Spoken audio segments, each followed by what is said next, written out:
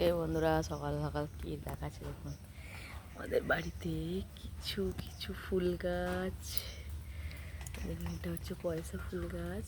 আর এখানে একটু মাটিতে আমি কী করতাম বলুন তো, আনাজ কেটে কেটে তো আর যে খোলাগুলো ফেলতাম, তার জন্য কী কী গাছ হয়েছে দেখুন। এখানে পুঁই শাকের ডগটা কেটে আর আমি গোড়াটা বসিয়েছিলাম, পুঁই শাক গাছ হয়েছে। এই দেখুন পুঁই শাক গাছ, এই যে উঠেছে এখানে। আর আবার কী গাছ আছে, করলা গাছ। করলা জানেন আমি 100 টাকা কিলো এখন।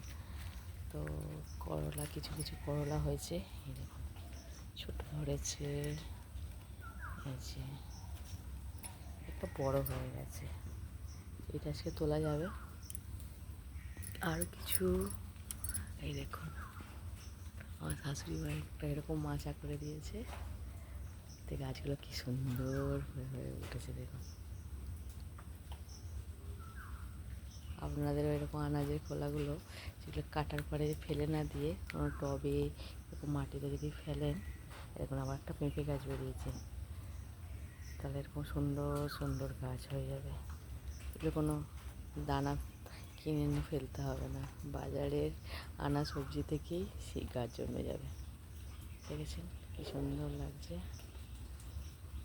বাই, দেখা হচ্ছে পরের ভিডিওতে।